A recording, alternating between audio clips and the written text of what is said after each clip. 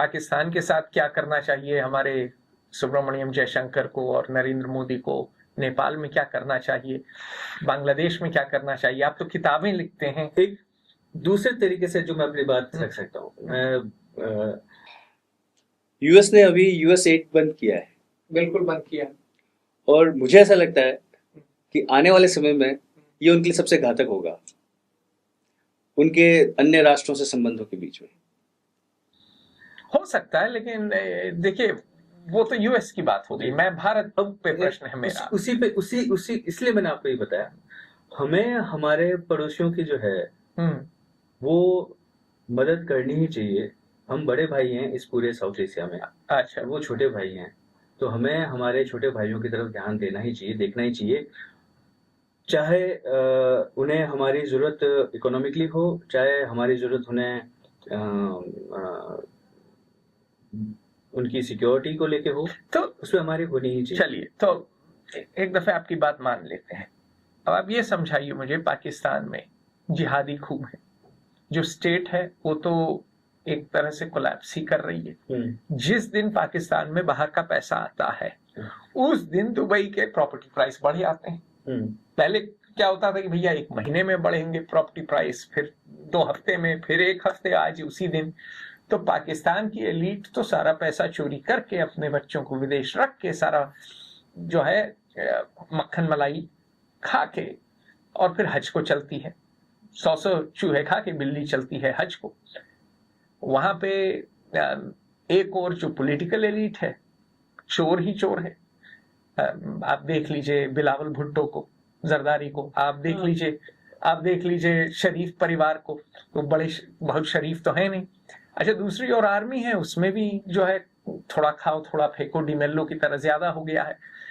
और स्टेट चूंकि न शिक्षा दे पाती है, न चिकित्सा दे पाती है, न गरीब आदमी का कुछ ख्याल रख पाती है। तो गरीब आदमी अपने बच्चे को भेजता है मदरसा, वहां उसको सिखाया जाता है जिहाद। गरीब आदमी फिर जाता है मस्जिद, जहां थोड़ी बहुत उसको रोटी मिल जाती है।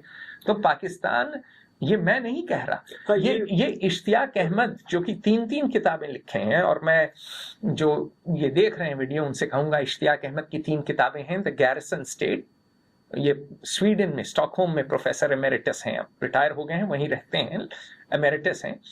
द गैरिसन स्टेट, उसके बाद पंजाब ब्लडीड इन पार्टीशन, पंजाब के पार्टीशन पे, और तीसरी जिन्ना की 808 पेज की, जहां तक मुझे याद है, बायोग्राफी इन्होंने लिखी। तो ये खुद कहते हैं कि पाकिस्तान का हाल बेहाल है। ऐसे स्टेट से, failing state, almost failed state से आप कैसे बात कर सकते हैं? किससे बात करेंगे? फौज से बात करेंगे? शरीफ से बात करेंगे? आप भुट्टो परिवार से बात करेंगे कि अब आप इमरान खान से बात करेंगे जो जेल में बंद है?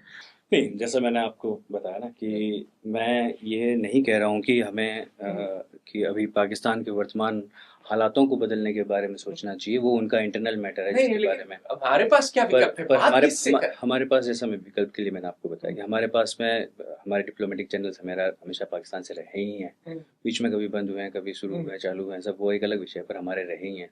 तो हमें पाकिस्तान से भी, और अच्छा एक चीज़ तो फॉरेन पॉलिसी में बहुत जो है वो सबसे महत्वपूर्ण मानी जाती है कि आप किसी से भी बातचीत तो आपको बंद करनी ही नहीं चाहिए।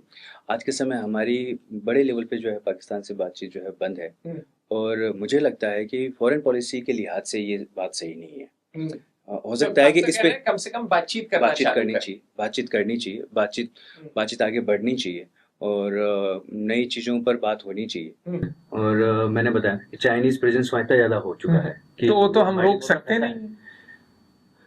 सकते नहीं है। ऐसा अगर करके हम लोग माने किसी चीज को, तो फिर तो हमारे हाथ में रहेगा ही। अब मानना है कि रोक सकते हैं, क्यों नहीं रोक सकते हम लोग? हम लोग क्यों नहीं रोक सकते हैं? हाँ ठीक है, अभी हम लोग सोच नहीं रहे हैं। मैं आपको एक सिंपल चीज बताता हूँ कि हमारा जो ये बदली हुई मानसिकता है, इसे हमें बदलने की बहुत जरूरत है। हम लोग 1962 में चाइना से लड़े, चाइना से हमारा युद्ध हुआ, ठीक है, पिटाई हुई। नहीं मैं आप हम लोग, मैंने आपको बताया कि आप वो आप कहना चाह रहे हैं, वो मैं नहीं कह रहा।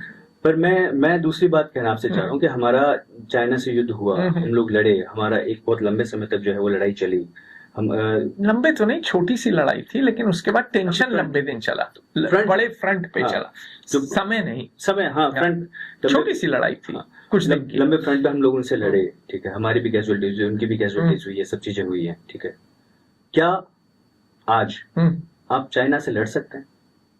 कुछ लोग कहते हैं हाँ। कुछ लोग कहते हैं हाँ। ये जो चीज है, हम लोगों ने ये मान लिया है कि ये हमारे हाथ में नहीं है, ये हमारे से नहीं हो सकता, श्रीलंका हमारे बस का नहीं है, ये म्यांमार हमारे बस का नहीं है, नेपाल तो हमारे हाँ।